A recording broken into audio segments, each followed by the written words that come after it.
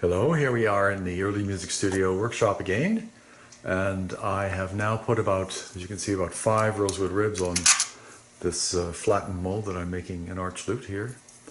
And I thought I'd demonstrate a little bit how this process of cutting out a rib and putting it onto the mold and making it one with all the others in a series is done. So I'm going to make a series of short videos and then stick them all together.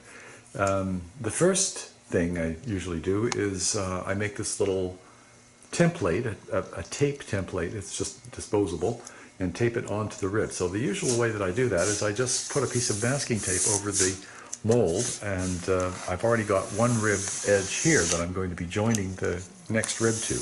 So this is a simple thing where you just take a little utility knife here and cut along that ridge, the length of the rib, and that forms a very accurate picture of exactly how that rib is going to match to the mold. So this gives you an accurate picture of exactly how you're going to cut out the rib. So you cut it down to the other end, and you can take it. You can easily. The reason the tape is yellow, or I use a light colored tape, is so I can see quite easily the line that I've drawn here. This is an inked line underneath the varnish on the mold, and I just take the knife like this and cut along that edge there, and then that completes the tape template. Then I just simply pull it off and go put it on the thinned rib blank. Good morning. Here I am in my shop, a little further along in the process, and I've got here a cabinet scraper, which is a fairly heavy tool, but it allows you to apply a great deal of force to the face of the rib. There are actually saw marks on the face of this rib, so we would like to remove those and thin the rib. The rib is about 2 millimeters right now. We want to thin it to about 1.8 or 1.6 millimeters, depending on where on the mold it will sit. I will put the area with the greatest bending, that will be thinned a little bit more to facilitate the bending. And then areas where I know there's going to be a problem with the level mismatch between two ribs, at the front of the mold and at the back of the mold, I will make those a little bit thicker to compensate for the scraping down. So take a little bit of block of paraffin here and put it on the bottom of the scraper and just have at it.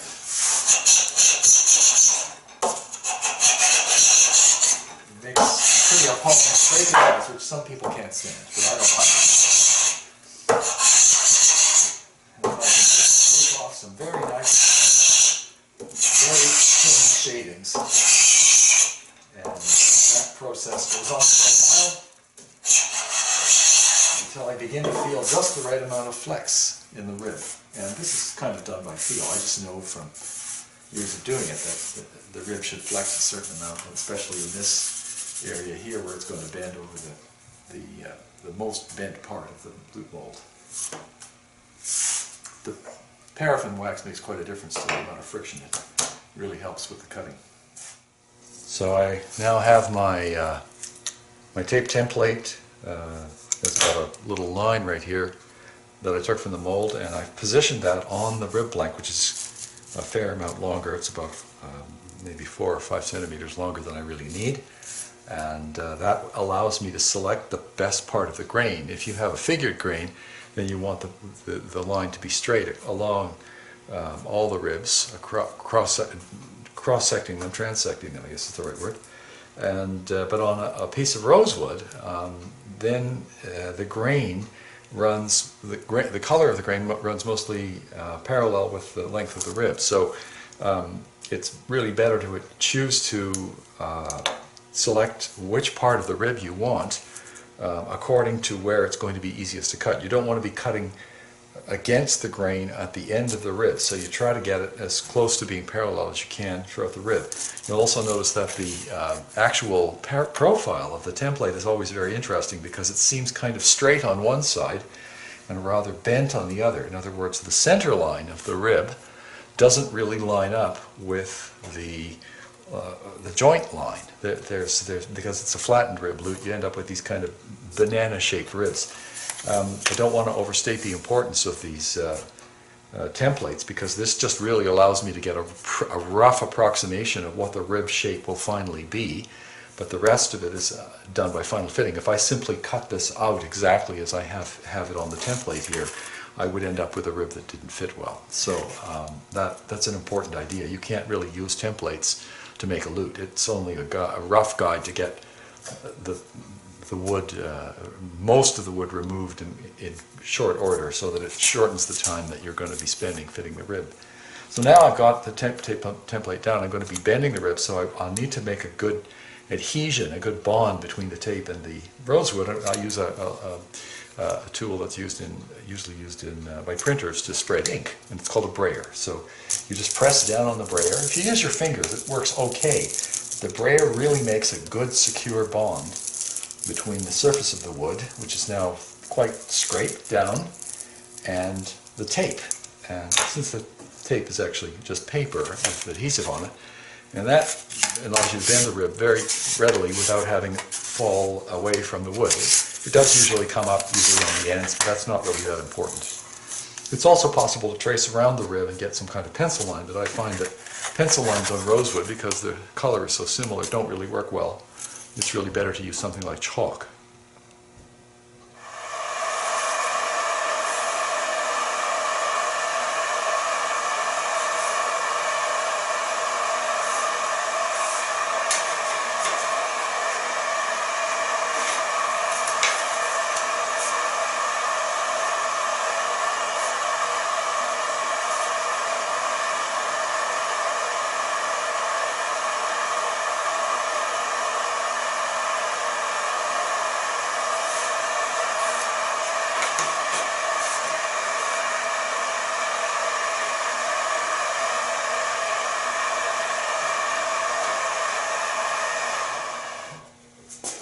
So bending the rib is not really a very complicated process. I don't think it's as complicated as bending guitar sides, which have to be very, very accurately bent. The bending of the lute rib, I'm just using this template, which is the profile of the rib here. So actually every single rib has a slightly different profile. So what happens is that you start by bending it roughly with this template, and then you take material off, and then as you're fitting the rib, you do more precise and careful bending, including pressing the sides down and getting the ribs to meet together. And this process, you just turn the bending iron way down and just keep it kind of warm, and it allows for you to be able to bend the rib with great precision. You even do twist bending, because you find that the ribs kind of twist around this way as they go further off to the side, towards the bottom of the mold.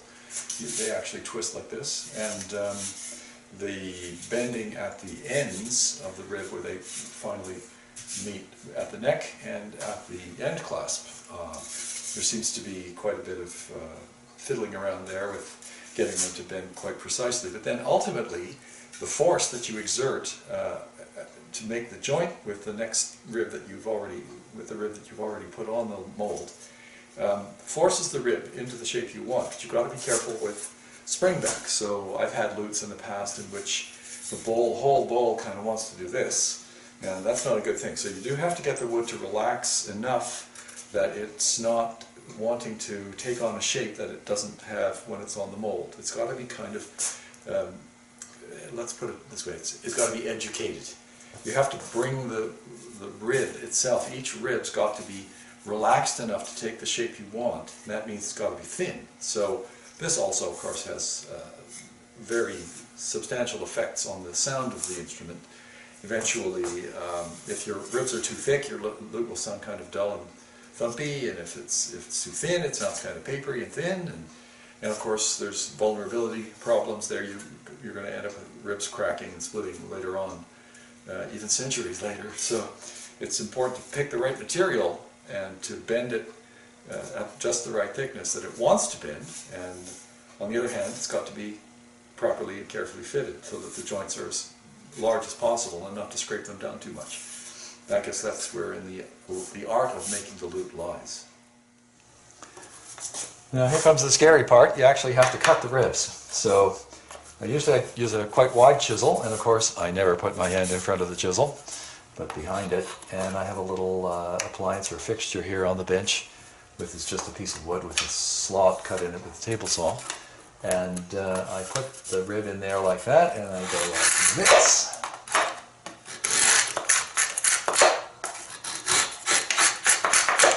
And this enables me to cut within about a few millimeters, really, of the profile that I'm trying to get to. And I switch side. So I've switched over to the other side now, and I'm going to cut this side. Maybe like that. It's important not to take too much at once, and you do find that you're working with the grain of the wood in such a way that it kind of comes off in these broken pieces. And care must be taken not to raise or lower the rib too much, otherwise you risk splitting it down here. This is really just getting an approximate rib shape. I'm not trying to do anything terribly significant. At this point, you turn the rib around and you split off the other way. I used to cut these ribs with a knife, cut them out, and saw them out on the bandsaw with a small blade. But I just found that this works a little better. And I think it also brings you in closer contact with the actual working property of the wood and the grain that it has. And I think that's an important idea, that you have a feeling for the material rather than using a saw all the time. Saws don't really allow you to feel what material actually cuts, how it cuts, and how it bends. So having a chisel in your hand, you really feel what the wood is like. Here I've cut out quite a bit of the wood on the ends of the ribs towards where the rib actually thins down. And now I'm going to take this rather primitive wooden plane, which I've set quite aggressively and has a very sharp blade, and I'm just going to go like this. I'm trying to get the rib thinned down so that it's within a few millimeters, maybe 4 to 5 millimeters of the line that I've imagined as the right rib length, rib width, I should say, with the tape template. But I need to remove it, and I have to do it safely. So I would abandon the chisel at that point, because you're exerting force in a way that isn't going to be conducive to making sure that the rib won't split, because rosewood is a fissile material that splits easily. So we want to make sure that it's done as safely as possible. So we do it like this.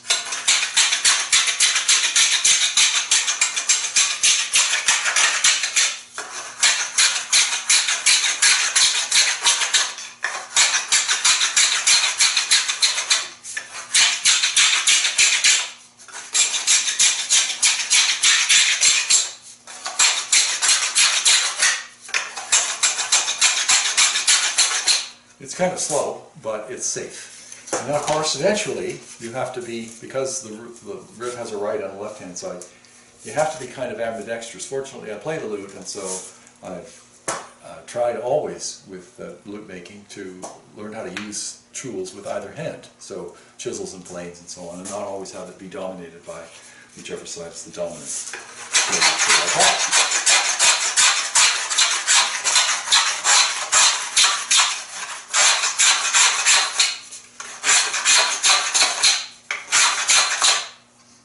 So eventually I will go to a slightly larger plane, a longer plane. It's about maybe a third longer, and I'll be using that in a slightly different stage to fit the actual joint to the mold. So a larger plane. You can hear from the pitch that it makes that it doesn't take as much wood off. It's a lot finer.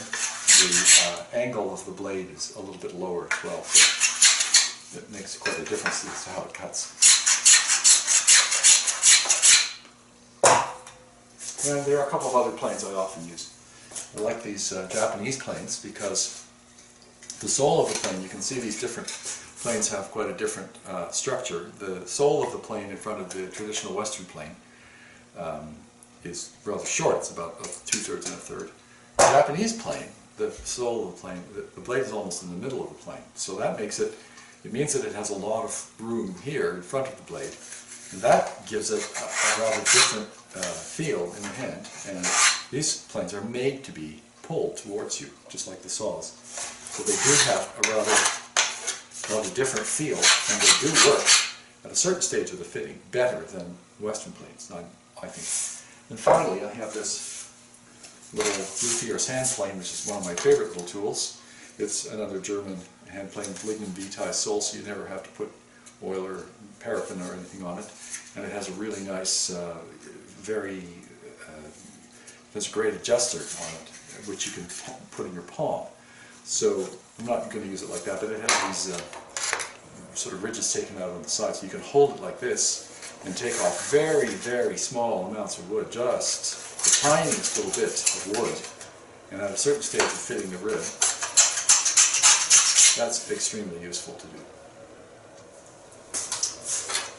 As well as taking material off the side of the rib, sometimes you want to take off a lot of material. So the trick I have for that is it's kind of cheating. The way I do it is I have a sanding board. This is just 2 pieces of particle board that I glued together, and I pasted resin bonded, I think it's 120 sandpaper onto it, and that forms a very, very flat surface. And you can put any item on this surface and apply pressure to it. It won't go anywhere, so you can go like that quite easily with a chisel and remove quite a bit. This is not as safe as planing it, but it does work really well. And if you're practiced at it, you can control the tool in such a way that it doesn't really take off too much wood. You always have to be careful to work with the grain of the wood and not against it.